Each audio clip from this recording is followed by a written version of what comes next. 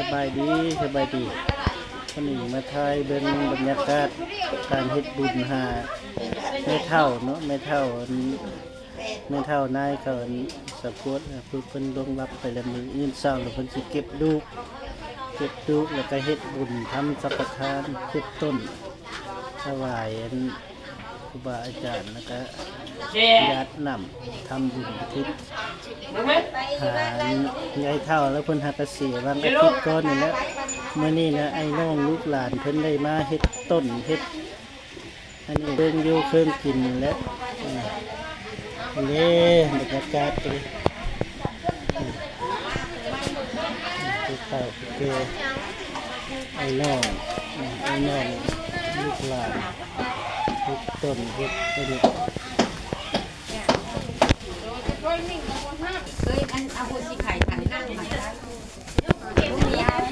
ต้นเป็นแขนต้นข้าวต้มขนม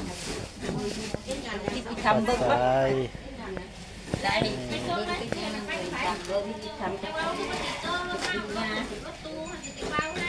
อะไรมาจับอดีก็จะฟังทั้งนี้เฮ็ดเครื่องอยู่เครื่องกินลงตักบาตรเช้าเตรียมตัวเด้อช่วยมาฮอดแล้วได้สู้เขาโอ้ยสบายดีมั้ยนี่สบายดีนี่ยิ้มเปื่อยๆนี่คือทายลงสาวจ้อยเอ้ย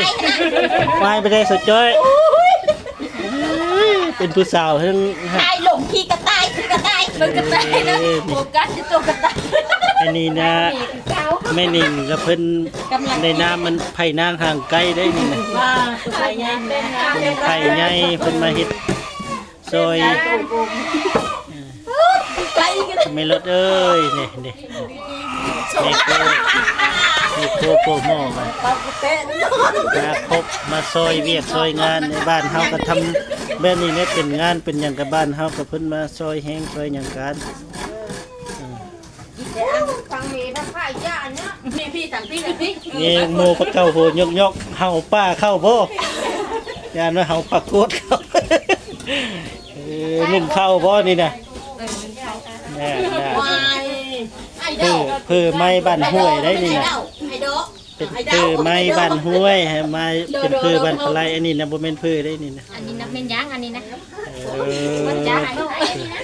เป็นนางอันนี้นางเอาเทจะจะมาเมานึ่งเอ้าเจออีกบอกหิบดีๆได้มันยิ้มใส่กล้องนี่เด้กาดแดงเฮ็ดอิบจังนี่เฮ็ดข้าวต้มบ่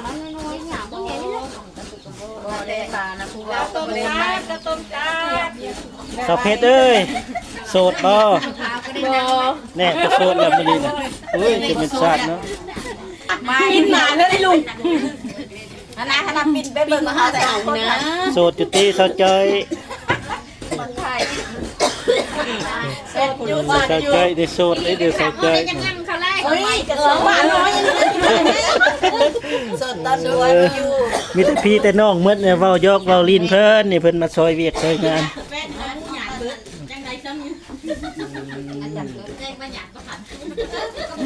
มื้ออื่นก็เก็บนี่นะเพื่อนเรากินกระตักพูดกันวันที่กอดเองได้ประมาณนั้นนี่เป็นได้มาตะเวนคุณบ่มาตะเวนนี่แหละมีแต่พี่แต่น้องเพิ่นมาแขวนต้นไว้มื้ออื่นก็ตักบาตรถวายสังฆทานก็จบพิธีคลิปนี้ก็จบเพียงสำนี้เด้อถ่ายบรรยากาศให้เบิ่งให้ชมเนี่ยการเฮ็ดบุญให้บ้านเฮานี่เฮ็ดบ่ได้ใหญ่เฮ็ดเล็กๆน้อยๆนี่แหละเฮ็ดบุญหาในเท่า